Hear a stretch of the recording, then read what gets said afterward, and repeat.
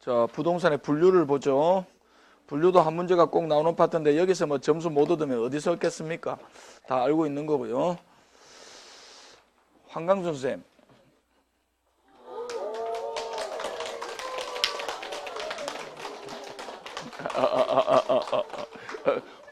불편하시더라도 나올 수 있어.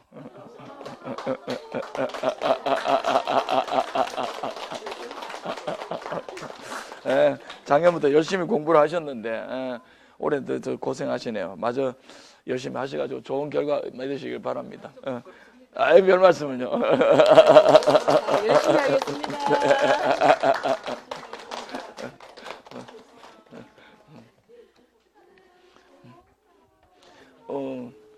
작년에는 민법을 좀 많이 힘들어 하셔가지고, 민법도 그렇고 개론을 좀 힘들어 하셔가지고 마음고생이 많았는데, 올해는 제가 볼 때는 합격하는데 뭐 전혀 지장이 없겠습니다. 보니까 이번 모의고사 같이 까칠한 문제들도 하나하나 사사치 이제 훑어가지고 잘 정리를 하셨더라고요. 그래서 점수가 많이 올랐어요. 이번 모의고사에 D인 사람들이 많다, 그죠? 평소 실력에 비해서 점수가 안 나온 분들이 많아요. 그래서 아마 이제 특히 개론을 보면서는 이렇게 내가 이제 갈 수가 있겠구나, 낚일 수가 있겠구나 하는 것들을 여러 가지로 절실하게 많이 느꼈을 겁니다. 이번 모의고사의 목표는 그거였거든요. 그래서 문제풀이 과정을 앞두고 여러분이 어떻게 하면 조금 더 세심하게 공부를 해 들어갈 것인가. 실제로 기초는 거의 다 다져져 있습니다. 11월, 1월에 이래 오신 분들, 3월에도 마찬가지인데 수업을 한 두 바퀴 정도만 돌면은 내용은 다 알아듣거든요. 근데 이제 이거에 대해서 어떻게 내가 대응할 것인가 이런 부분이 아직 준비가 안 돼 있다고 보시면 되기 때문에 이제는 넉 달 남았는데 100일 넘게 남았는데 요거를 갖춰가는 과정이다 이렇게 보시면 돼요. 그래서 그 부분에 대해서 조금 더 주의해가지고 가보시고요. 혹시 내가 기초가 너무 불안하다 이럴 때는 아마 이제 다른 과목은 잘 모르겠는데 개론 같은 경우는 5, 6월 동영상을 좀 들으면서 요약집으로 좀 처리를 하시는 게 좋을 겁니다. 그래서 속도를 조금 빨리 내시도록. 그래서 문제집에 문제가 눈에 안 들어옵니다 이렇게 말씀하시는 분들이 있던데 뭐 그 충분히 일리 있는 얘기입니다. 그랬을 때는 예를 들면 다음 주에는 수요 공급론을 하게 될 건데 수요 공급 관련해 가지고 뭐 옛날처럼 천천히 앉아가 들으실 필요 별로 없을 겁니다. 그죠? 여기서 내가 잘 모르는 거 뭐 탄력성이면 탄력성 아니면 균형의 이동이 도저히 정리가 안 된다 이럴 때는 책을 보는 게 제일 좋지만 혹시 안 될 때는 그쪽 부분과 관련해 가지고 동영상을 켜가지고 한번 같이 듣고 그 다음에 문제를 손을 대보고 그 다음에 이렇게 수업에 오시는 게 아마 유리하지 싶습니다. 그죠? 그런 것들 감안하셔가지고 여러분들이 공부 계획들을 잘 세우시기 바랍니다. 그리고 혼자 끙끙대지 말고요. 부원장님이 요즘 이제 공부 잘한다는 표현이 좀 그런데 시험 성적이 원활하게 조금 나오는 분들은 제가 예전에도 말씀드린 적이 있습니다만 시험 성적이 원활하게 좀 나오시는 분들은 어쨌든 교수님이든 아니면 학원하고든 궁합이 맞는 거기 때문에 그런 분들은 잘 안 건들죠. 그냥 가만히 갈 수 있도록 그렇게 잘 이제 옆에서 그냥 뭐 이렇게 따뜻한 눈빛만 보내드리면 될 것 같고요. 조금 이제 공부하는 데서 애로사항을 겪는 분들이나 이런 분들은 아마 부원장님이 이제 주도적으로 상담을 하시는 것 같은데 부원장님하고 상담을 하면 한 2시간씩 가죠, 그죠?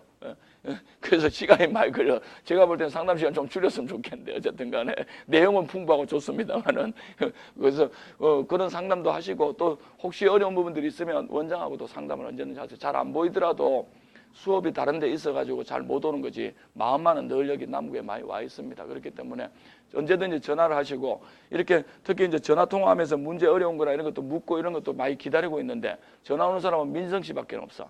다른 사람 전화 안 오더라고.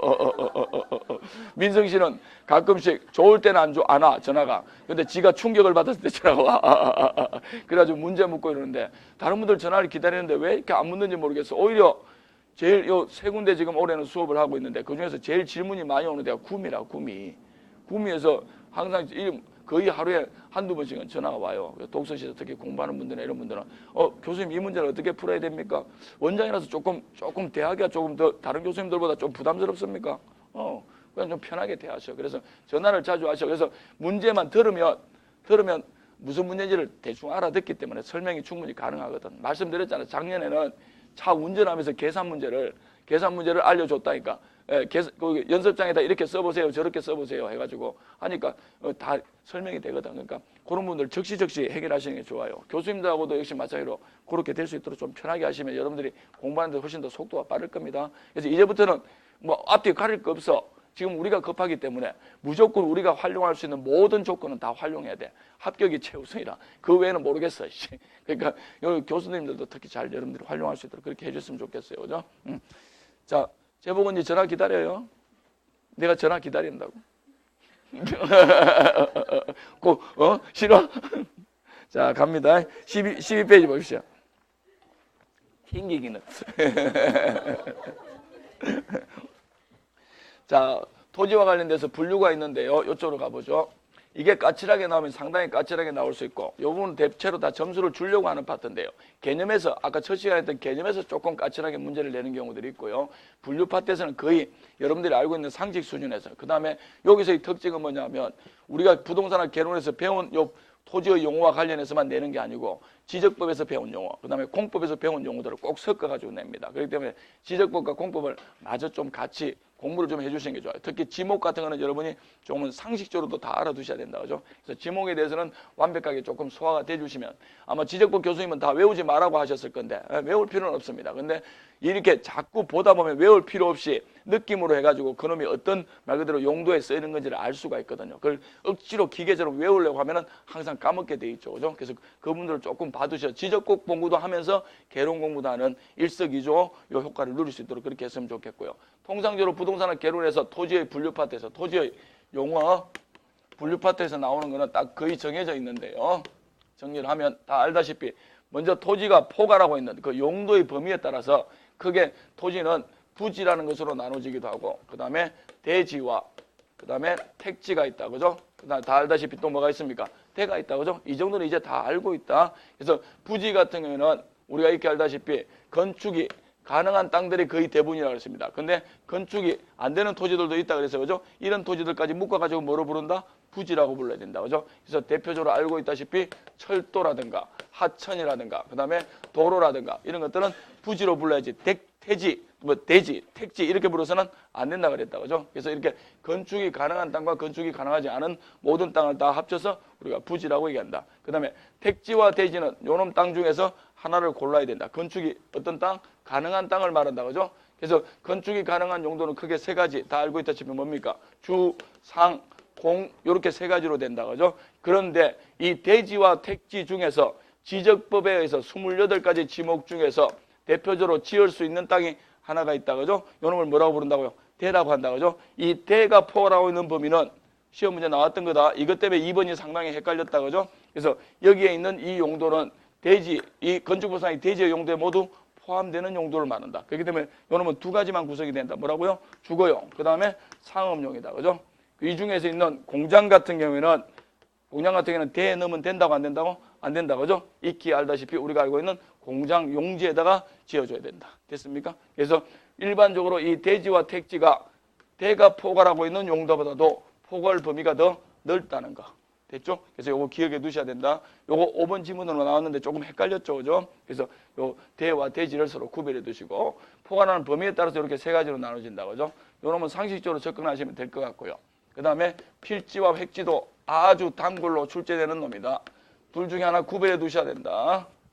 필지 같은 경우는 다시 정리하면 경제적 개념입니까? 법적 개념입니까? 법적 개념이다. 그죠? 요놈은요, 경제적 개념이다. 그죠? 그런 측면에서 토지 용어로 쓴다고요. 그래서 법률적 용어고요. 요놈은 필지는, 획지는 경제적 용어다. 됐죠? 그러면 필지란 말이 나오게 되면 요거는 뭐가 나와야 된다고요? 거래 시에 내지는 매매 시에, 다 훑어보죠. 거래 시에, 매매 시에 쓰이는 용어다. 그 다음에 거래 매매하고 나서 뭐 하는데? 등기하는데. 그죠? 그래서 등기 등록의 단위로 돼야 된다. 등기 등록의 단위로. 그래서 이런 말들이 따라 나와줘야 된다. 그래서 필지라는 것은 법률적 용어, 법률적 토지 용어로서 여러분 부동산 거래 시에, 매매 시에 등기 등록의 단위로 된다. 됐습니까? 우리나라는 등기 등록을 한 필지 단위로 해야 된다고요. 획지 단위로는 절대로 못한다. 됐죠? 그래서 이렇게 필지라는 것은 등기 등록의 한 단위로 된다. 분석해두면 요놈은 지번으로 표현이 된다. 가격이 아니라 몇 번지 이렇게 된다. 그죠? 그래서 이렇게 연결식까지 나올 수 있어야 되고, 획지는 경제적 개념이다. 됐죠? 그래서 요놈 같은 경우에는 뭐 할 때? 감정평가할 때 주로 쓰이는 거다. 그죠? 그래서 요놈 같은 경우는 우리가 분석할 때 가격 수준이 비슷한 일단의 토지 집단이라고 말한다. 그래서 요놈 표현이 될 때 얼마로? 가격으로 이렇게 표현이 된다. 그래서 제곱미터당 얼마입니다. 이렇게 표현이 될 거라. 그래서 감정평가시에 쓰이는 일단의 가격 수준이 비슷한 일단의 토지 집단을 묶어서 우리가 뭐라고 한다? 획지라고 한다. 그죠? 이 필지와 획지는 서로 동일한 경우가 거의 대부분인데, 그렇지 않은 경우도 얼마든지 많이 발생할 수가 있다. 그죠? 그랬을 때 한 필지가 한 획지로 됩니다. 이럴 때는 무슨 평가한다고요? 원칙적으로 하는 평가. 개별 평가를 원칙으로 한다. 모든 물건은 개별로 평가해 줘야 된다면서요. 북부 순환도로 1번지, 2번지, 3번지 수용이 된다. 필수적으로 평가해 줘야 된다. 되죠? 기억나신다. 그죠? 그랬을 때 감정평가서 보내서 평가를 해줘야 되는데 한 필지 평가하는데 감정평가 법인에서 가져가는 수수료가 35,000원이거든. 그러면 우리나라에 3,200만 필지가 있단 말이지. 그러니까 이걸 수수료를 굳이 많이 줘가면서 할 필요가 없단 말입니다. 됐죠? 그러니까 요것들은 어차피 일체로 거래되거나 이렇게 알다시피 그 다음에 용도상 불가분의 관계 있다. 도로로 다 편입된다. 그럴 때는 무슨 평가 가능하다고요? 일괄평가. 이게 떠오른다죠. 그래서 원래는 개별평가가 원칙입니다. 개별 물건으로 보고. 그래서 한 필지가 한 획지 취급을 받는다고요.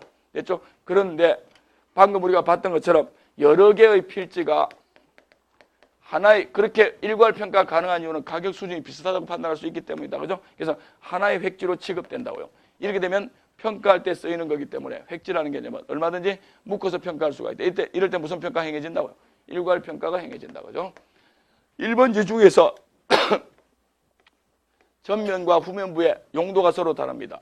상업용, 예를 들면 주거용이다. 전면부와 후면부에 서로 토지 가치가 얼마든지 다를 수 있다. 됐습니까? 그러면 요놈은 한 필지 내에서 획지가 하나입니까? 여러 개입니까? 여러 개로 된다. 그죠? 그래서 다 획지로 됩니다. 읽어질 수 있겠죠? 기계적으로 외우면 안 돼. 천천히 접근하시면 돼. 됐죠? 그러면 여러 개의 가격 수준이 다른 토지로 얼마든지 나눠질 수 있다고요. 됐습니까? 이럴 때는 무슨 평가 가능하다고요? 요거 중요하다. 부분입니까? 구분입니까? 구분 평가 가능하다. 됐습니까? 이렇게 연결시키신다. 그죠? 이거 처음 설명했을 때 얼굴이 벌개졌었거든. 무슨 말인지 몰라서. 근데 이제 감정평가론에 했던 주요 내용들도 떠오른다. 도입부에서 했던 거. 그죠? 그래서 연결돼가지고 다 여러분들 거 소화가 되겠네요. 그래서 원래는 개별평가 원칙입니다만 필지와 획지가 같을 때, 동일할 때. 그런데 필지와 획지는 얼마든지 달라질 수가 있다. 됐죠? 그 정도에 따라서, 그 상황에 따라서 일괄평가가 행해지기도 하고 얼마든지 구분평가가 행해질 수도 있다. 됐죠? 이렇게 잡아두시기 바랍니다. 그래서 필지와 획지와 관련해가지고는 요 도입부에서 주로 거의 다 묻는데요. 도입부에서 거의 다 묻는데 이런 것들이 만일에 나올 수도 있기 때문에 잘 준비를 해두시기 바랍니다. 그래서 이렇게 잡아두시고요. 여기서 옛날에 나와가지고 낚였던 거 있다 그랬다 그죠? 우리나라에서 우리 필지라는 것은 토지 등록 시에 면적 단위로 된다 이렇게 나왔다고 시험에. 기출문제 보셨던 분들은 이건 무슨 말인지 다 알고 있다 그죠? 면적 단위는 우리나라에서 공식적으로 뭘 쓴다고요? 옛날엔 평을 썼고 지금은 제곱미터를 써. 됐죠? 그러니까 요 면적 단위와 필지는 전혀 관계가 없습니다. 필지는 우리나라 토지를 판단할 때 면적 단위입니까? 등기 등록의 단위입니까? 등기 등록의 단위라고요. 됐죠? 그래서 면적 단위 하면 절대로 안 된다. 됐죠? 그래서 이 필지와 면적 단위는 전혀 관계가 없다. 괜찮겠죠? 그래서 우리나라의 면적은 주로 제곱미터 단위로 일반적으로 쓰인다 이렇게 보시면 돼요. 구분 되겠죠? 그래서 이놈은 등기 등록의 단위라는 거 잡아두시기 바랍니다. 그 다음에 세 번째로 뭐 강조할지 안다 그죠? 후보지가 있고요. 이행지가 있다. 후보지와 이행지는 일단 쟁점이 네 가지라고 그랬는데 이렇게 다시 순서대로 다시 정리를 하면요. 용도 전환 완료됐다고요? 용도 전환 중이라고요? 중이다. 반드시 용도 전환 중이란 말이 나와줘야 된다. 이거 확인해야 된다고요. 지문에서.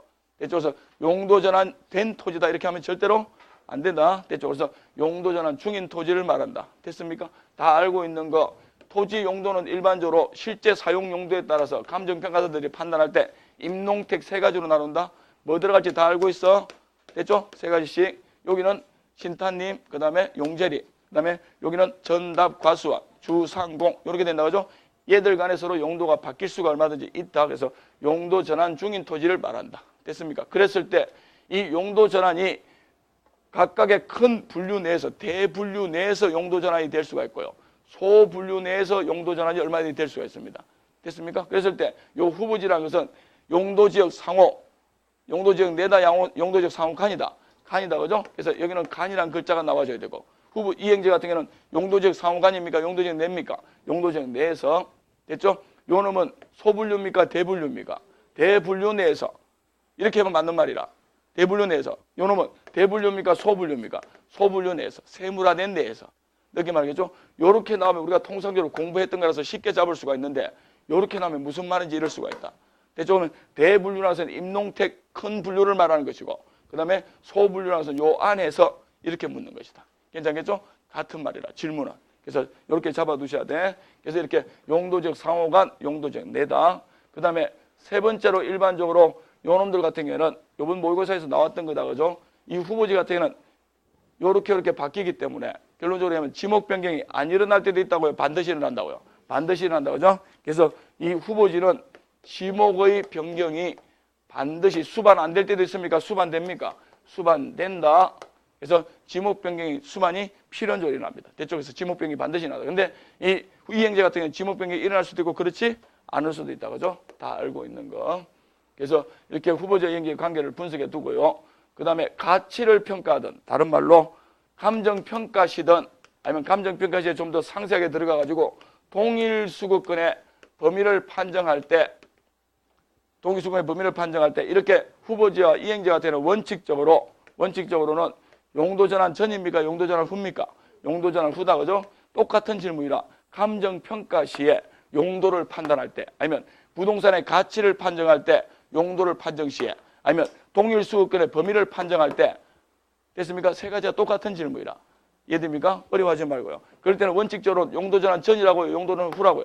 후를 원칙으로 한다. 됐죠? 그런데 익히 우리가 알고 있는 거 예외적으로 뭐가 낮을 때, 성숙도가 높을 때 낮을 때, 그 다음에 전환과 이행이 빠를 때 늦을 때다, 그죠? 이럴 때는 용도전환 후다, 용도전환 전이다. 다 기억하고 있어. 네 가지 굉장히 중요하다, 그죠? 그래서 후보지와 이행지, 용도전환 중인 토지를 말한다. 간이다, 내다, 지목 변경이 반드시 수반된다.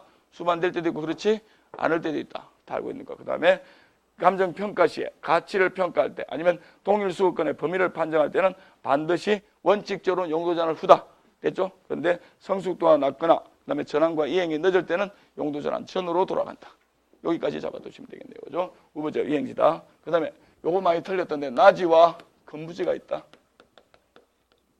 나지와 근부지의 관계는 물리적으로 분석할 수도 있지만 법률적인 측면에서도 우리나라는 엄격하게 규정을 하고 있다. 그죠? 그 기술적이고 법률적인 어떤 제한사항들이 경제적 가치에도 영향을 반드시 주기 때문에 세 가지 측면에서 나지와 근부지는 동시에 분석이 되네요. 일단 다 알고 있는 거, 나지 같은 경우는 빈 땅을 말하네요. 그러니까 기술적으로 눈에 보이는 측면에서 분석해 봤을 때는 건물, 기타의 정착물이 결론적으로 없는 물건, 있는 물건, 없는 물건을 말한다. 그죠? 그래서 기타의 정착물이 없어야 된다. 즉, 건물이 없어야 된다. 시험에 나올 때는 건물이라고 잘 안 나오고 구축물 등, 내지는 건물 등의 기타의 정착물이 이렇게 나온다. 그러니까 아무것도 없다는 얘기라. 됐죠? 그래서 기술적으로 눈에 보이는 측면에서는 없어야 되고, 법률적인 측면이 조금 까칠한데 세분화시켜서 우리 공부했다. 그죠? 공법적인 제한사항이 있을 것이고, 법률에서는 사법적인 제한사항이 있을 거라고요. 그러면 세상의 땅 중에서 공법적인 제한사항이 없는 땅이 있다고 없다고? 없다고요. 모든 땅의 용도가 설정되어 있다. 그래서 나지든 건부지든 공법상의 제약은 반드시 있습니다. 됐죠? 이거에는 적용을 받는다고. 그런데 우리가 나지라고 분석하는 이 물건은 사법상의 제약은 있는 땅이라 없는 땅이라. 없는 땅을 말한다. 됐죠? 그래서 개인의 소유권을 제한하는 말 그대로 권리는 설정되어 있지 않는 물건을 말해. 됐죠? 공법상의 권리는 당연히 설정이 된다. 그죠? 제한사항은 설정이 됩니다. 이거에 의해서는 어떤 토지든 다 제약을 받게 되는데 사법상의 사적인 소유권에 제약을 주는 그런 요인은 없는 땅을 말한다. 사용하기 굉장히 편하겠네요. 그죠? 그래서 결국 분석을 하게 되면 나지와 건부지의 관계에서는 건부지는 기타 구축물이 있거나 아니면 공법상의 제약은 늘 있는 것이고 사법상의 제약이 있는 이런 땅을 말한다. 그렇기 때문에 일반적으로 이 건부지는 나지에 비해서 최고로 유용하고 효과적으로 쓰기에는 굉장히 편리합니까? 제약을 받습니까? 제약을 받는다. 그죠? 그래서 경제적 가치를 우리가 판정할 때는 항상 최유효 이용의 원칙에 맞느냐 어긋나냐 이걸 가지고 분석하거든. 여러분 최유효 이용의 원칙에 맞아요? 어긋나요? 어긋나기 때문에. 됐죠? 결론적으로 이 나지와 건부지의 관계에서 분석해보면 건부지는 가치가 일반적으로 감해져서 평가가 됩니다. 이걸 일명 뭐라고 한다고요? 건부 감가라고 얘기한다. 이거 말장난 많이 한다고. 됐죠? 그래서 일반적으로 나지는 건부지에 비해서 높게 평가되는데 이를 건부 증가라고 한다. 이런 식으로 시험에 나온단 말이지. 오라 X라. 그래서 여기서 절대로 속으면 안 된다. 그죠? 그래서 나지와 건부지의 관계에서 놓고 볼 때 나지는 당연히 건물 없어야 되고 공법상의 제약입니까? 사법상의 제약입니까? 사법상의 제약이 없는 땅을 말한다. 됐죠? 고로 최유효 이용의 원칙에 건부지에 비해서 상대적으로 유리한 편입니다. 그래서 가치가 더 높게 평가된다. 그래서 건부 감가가 발생의 원칙이다. 아니면 건부지를 중심으로 정리해 두셔도 돼요. 그래서 건물이 있다, 사법상의 제약도 있다, 최유효 이용 원칙에 어긋난다. 고로 건부강가가 원칙이다. 나지와 건부지의 관계에서는 정의되겠죠? 그런데 원칙이라고 했으니까 예외도 있다는 얘기네. 됐죠? 요거 많이 틀렸더라. 정부의 공적 규제가 일단 강화돼야 돼, 완화돼야 돼? 강화돼야 돼, 강화. 이랬을 때는 건부 뭐가 발생한다고요? 증가가 발생한다. 건부 증가가. 그래서 건부지가 나지보다도 오히려 더 높이 평가되는 경우가 있다. 됐죠? 그랬을 때는 정부의 공적 규제가 강화될 때는 건물이 있는 것들이 내지는 제약 일장에 있는 것들이 오히려 더 말 그대로 증가되는 경우도 발생한다. 됐죠? 여기서 까칠한 게 개발 제한 구역으로 다 하는 얘기. 개발 제한 구역이 해제돼야 돼, 아니면 지정돼야 돼? 지정. 개발 제한 구역의 지정. 뭔가 지금 소유권을 지금 제한하는 거야. 됐죠? 그 다음에 재개발 지정으로 해제돼야 돼, 지정돼야 돼? 지정. 이것도 공적 말 그대로 제한을 가하는 거라. 됐습니까? 이게 중요한데 용적률과 건폐율과 용적률이 완화돼야 돼, 강화돼야 돼? 강화. 이거 헷갈린다고. 그래서 나머지는 별 중요한 문제가 아니라 예를 들면 개발 제한 구역 설정되면 거기다가 집 다시 올릴 수 있기 때문에 예를 들면 재축이나 개축, 그 다음에 정축은 그나마 가능하기 때문에 낮이는 못 짓잖아. 그러니까 오히려 건물이 있는 건부지가 더 높이 평가된다고. 재개발 구역으로 선정되면 건물값도 받으니까 낮이보다는 건부지가 더 낫다고. 높이 평가된다고. 됐죠? 여기 헷갈린다. 그래서 빨간색. 건폐율과 용적률이 완화될 때나 강화될 때나. 강화될 때면 됐죠? 더 좁게 지을 수밖에 없기 때문에 기존에 있는 집을 가지고 청축시키는 경우가 많다니까. 성남동 같은 경우. 됐죠? 그래서 건폐율과 용적률이 강화될 때다. 이것만 반드시 기억해 두시면 고맙다 그랬어요. 그죠? 그래서 요거의 건부 증가가 일상적으로 발생할 수도 있다. 예외적으로. 원래는 건부 강가가 원칙입니다. 됐죠? 그래서 요거는 잘 안 물어. 만일에 여기서 묻게 되면 요거 바꿔가지고 물을 거라. 공법적인 제약은 없지만 사법상의 제약이 있는 땅을 말한다. 토지를 말한다. X라 공법상의 제약이 없는 땅은 있다고 없다고? 없다고요. 됐죠? 모든 토지가 다 용도지역이 선정되어 있잖아. 그러니까 그게 맞춰서 지어야 돼. 지 마음대로 못 지는다고. 그러니까 이게 일종의 개인의 사적 소유권을 행사할 때는 제약사항으로 되는 거라. 됐습니까? 이런 게 없는 땅은 없다. 우리나라에. 대신 사법상의 제약, 저당권 설정 안 된 땅을 말하는 거라. 깨끗한 땅. 그래서 상대적으로 건부지보다는 쓰기에 편리하다. 됐죠? 그래서 가치가 높이 평가된다. 그래서 원래는 건부 감가가 원칙인데 예외적으로 건부 증가가 발생할 수도 있다. 이렇게 잡아두시면 되겠네요. 그죠? 나지와 건부지의 관계. 요걸 일본에서는 세분화시켜가지고 두 가지로 나눈다 그랬는데요. 뭐와 뭐로요? 갱지와 또 뭐로요? 저지로 나눈다 그랬다. 그죠? 그러면 갱지는 우리나라의 나지와 같은 개념이고 그래서 건물 없고 공법상의 제약은 있지만 사업상의 제약도 없는 땅. 됐죠? 저지는 요놈하고 좀 다르다 그랬습니다. 그죠? 건물 없는 거는 똑같은데 뭐가 있는 땅? 예, 개인의 사적 소유권 제한하는 사법상의 제약은 있는 땅을 말한다 그랬어. 요놈은 건물이 없고 사법상의 제약도 없는 땅. 구분되겠죠? 그래서 갱지는 우리나라 나지와 같은 개념. 됐습니까? 저지는 마누라 몰래 뭐 저질렀다고? 일 저질렀다고? 저당권 설정했다고? 됐죠? 건물이 없는 건 똑같아. 이거는 적어도 없어야 돼. 됐습니까? 그래서 일본에서 이렇게 갱지와 저지로 나누기도 한다. 옛날엔 자주 출제됐는데 요즘은 출제가 잘 안 돼요. 안 되는데 그래도 여기까지 세분화시켜서 구분해 두셔야 돼. 이쪽에서 큰 갱지와 저지 이렇게 나눠진다. 그죠? 자, 9번 문제 한번 보시죠.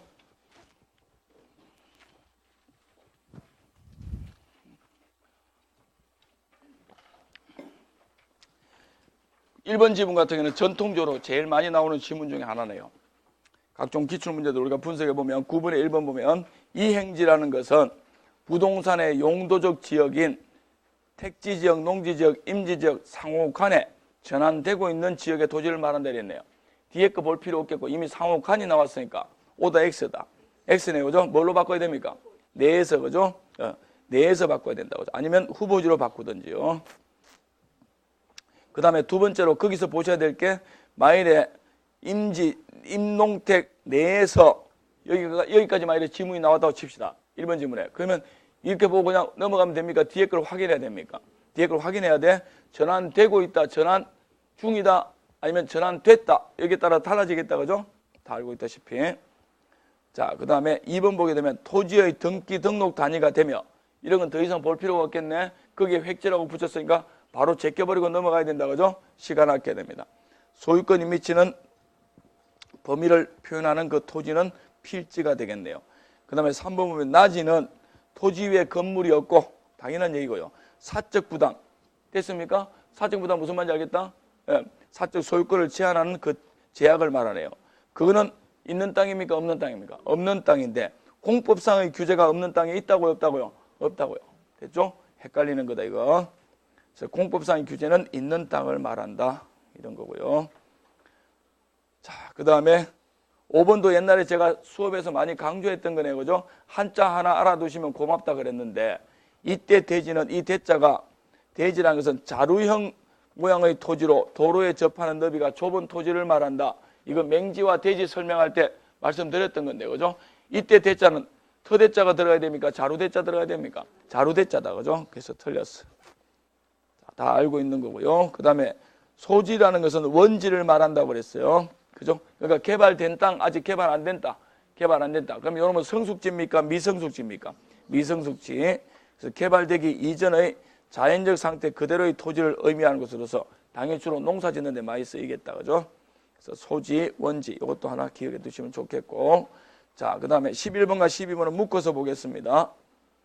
부지는 일정한 용도로 제공되어 있는 바닥 토지를 총괄해서 말하는 것이며, 건축 용지 이외에 건축이 안 되는 하천이나 철도, 그 다음에 도로 등의 바닥 토지에 사용되고 있는 포괄적인 용어를 통칭하는 것이다.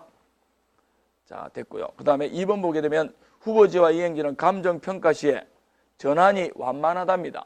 그럼 빠르다는 얘기입니까? 늦다는 얘기입니까? 늦다는 얘기네. 그러면 전환이 완만할 때는 전환 후라고요? 전환 전이라고요? 전환 전의 용도를 기준으로 감정평가한다. 뜬금없이 나오면 당황한다. 자, 그 다음에 우리가 공부했던 거 공지와 공한지 서로 분석해 준다 그죠? 공지 같은 경우에는 항상 시험에 이렇게 나오겠죠. 금폐율 등에 의해서 어쩔 수 없이 해당 법에서 비어둔 토지, 그러니까 금폐율이란 말이 반드시 따라 나올 수밖에 없다. 다른 건 쓸데없는 얘기고, 금폐율 등에서 이렇게 비어둔 토지, 이걸 뭐라고 한다고요? 공지라고 한다 그죠? 얘와 비슷한 말이 있는데 공한지가 있다 그래서, 공한지는 그냥 비어둔 땅입니까? 투기 목적으로 비어둔 땅입니까? 투기 목적으로. 됐죠? 그래서 요놈은 투기라는 말이 나오게 돼 있어. 도시 토지는 전혀 중요한 말이 아니고, 원래 원칙적으로 하면 도시 토지로서 투기 목적으로 장기간 방치한 토지 이렇게 된다고. 다른 얘기 쓸 때는 그런 얘기 걷어치우고 투기 목적으로 놔둔 땅이고, 요놈은 어쩔 수 없이 비어둔 땅이고. 그래서 요놈의 핵심 단어가 금폐율, 요놈은 투기, 이 말이 따라 나와줘야 돼. 두 개 구분한다 그죠? 그래서 공지와 공한지.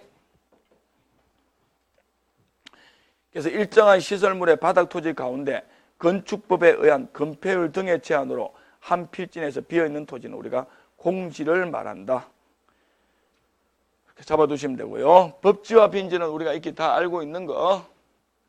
법지는 법적으로, 일단 법지 같은 경우는 법적으로는 소유권이 있습니까? 없습니까? 있는 땅. 대신 경제적인 실익은 없는 땅을 말한다. 그죠? 이랬을 때 요 문제집이 좋은 점이 이런 거예요. 실제 시험에는 이렇게 안 나올 건데 공부를 두 개로 하라는 얘기입니다. 그래서 법적으로 소유할 뿐 일용 실적이 없거나 적은 토지다. 그러니까 경제적 실익은 없다는 얘기다. 그죠? 일반적으로 여기까지 나오는데 뒷부분 보니까 그렇다면 법지라는 것은 주로 아랫집 토지 면적에 포함된다고요? 윗집에 포함된다고요? 일반적으로 윗집에 포함된다. 그러니까 두 개를 공부하라는 얘기라. 모의고사처럼. 됐죠? 그래서 4번 같은 경우도 유의해서 보셔야 되고요. 빈지라는 것은 바닷가를 말한다 그랬습니다. 그죠? 일명 바닷가. 그래서 최대, 우리가 분석하게 되면 지적공부에 등록된 마지막 땅부터 됐습니까? 최대, 최고, 간조입니까? 최고, 만조입니까? 간조위, 만조위는 다르다. 됐죠? 그게 뭔데 이러면 안 되고, 지금, 그거는 저 중학교 때 과학 시간으로 돌아가야 되고, 간조위, 만조위. 됐죠? 간조이다, 만조이다. 만조이다, 그죠? 그래서 분석하게 되면 지적공부에 등록된 마지막 땅이 있고, 일반적으로 도로가 있고, 그 다음에 바닷물이 찰랑찰랑 들어온단 말이죠. 일반적으로 이렇게 떨어지게 되겠죠. 그죠?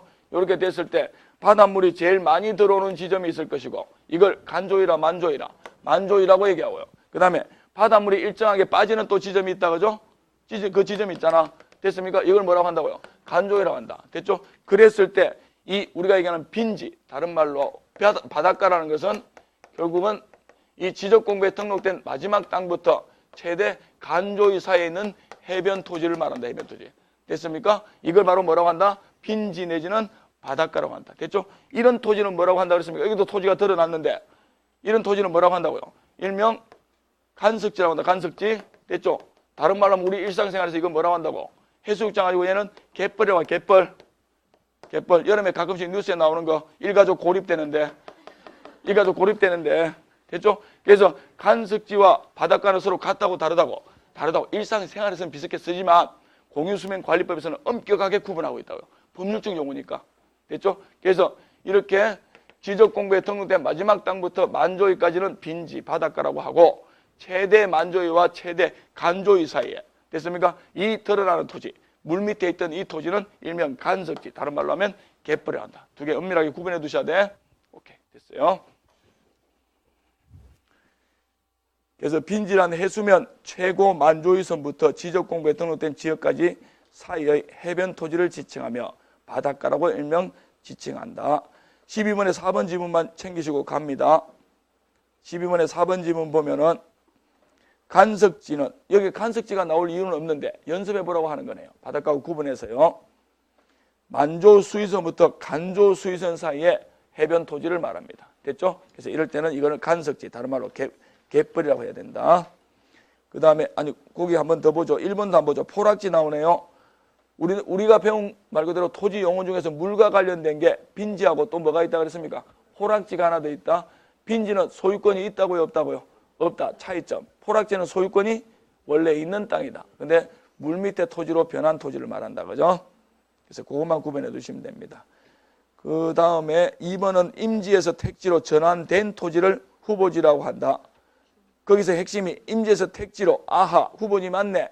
골치 아프다. 전환 중이라고요? 전환됐다고요? 전환 중이어야 되는데 전환된 했네. 그러니까 얘는 더 이상 후보지입니까? 아닙니까? 아니야. 그냥 택지야, 택지. 택지 후보지라고 부르면 안 돼. 장난질이다, 이거는. 그 다음에 5번도 참고하십니다. 그냥 이건 상식적인 거다.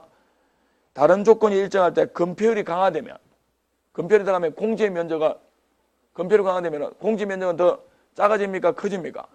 당연히 커지지. 느낌 와야 돼? 괜찮죠? 건물을 적게 짓게 되니까 남는 땅은 더 커질 수밖에 없다. 이 말입니다. 그죠? 12번 문제는 재미있게 한번 풀어보면 되겠네요. 자, 그 다음에 뒷페이지로 넘어가서 14페이지 보시면 나지와 근부지에 대한 내용들 14페이지에 14번 문제 유의해서 한번 챙기고 넘어가죠. 자, 나지와 근부지에 대한 내용들이 들어있는데요.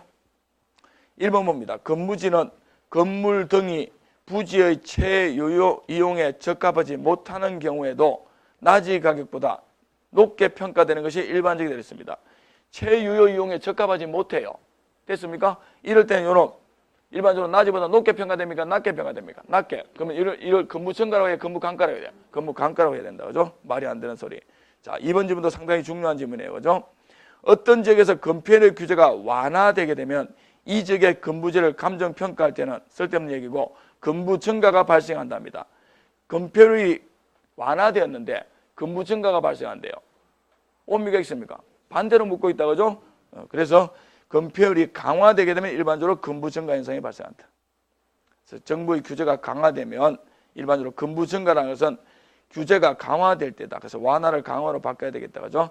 어떤 지역에 개발 제한 구역 지정이 결정됐다면 이 지역의 건부지를 감정평가할 때는 건부 증가가 발생한답니다. 이거는 오다 X다? 오다. 그죠? 맞는 얘기입니다. 됐죠? 그래서 이렇게 나지와 건부지의 관계도 잘 챙겨두시기 바랍니다. 자, 됐어요. 법지와 빈지도 살펴봤고요. 그 다음에 포락지도 우리가 분석해봤고 소지도 한번 분석해봤다. 그죠? 그 다음에 대지와 맹지는 더 설명 안 드리겠습니다. 맹지는 도로에 접속면이 없는 토지를 말한다. 그거밖에 안 묻고요. 두 번째로 원칙적으로 건축이 불가능하다, 가능하다, 불가능하다. 됐죠? 그것만 잡아두시면 되고. 자료형의 토지를 뭐라고 한다? 대지라고 한다. 그죠? 우리가 이렇게 알다시피. 자, 애쓰셨어요. 이렇게 분류 파트는 우리가 상당히 점수를 잘 낼 수 있는 파트이기 때문에 여러분들이 조금만 신경을 써가지고 잘 잡아주시면 좋겠어요. 잠깐 쉬시고요. 우리가 제일 총론에서 어려워하는 특성 파트로 가죠. 그리고 특성을 1시간 정도 마치고요. 오늘은 기존 우리가 정규 수업에서 안 했던 걸 맨 마지막 시간에 잠깐 좀 할 겁니다. 속성을 하고 나서 부동산 학이라는 게 뭡니까? 이거를 조금 살펴보고 할 거니까 중간에 도망치면 지만 손해다.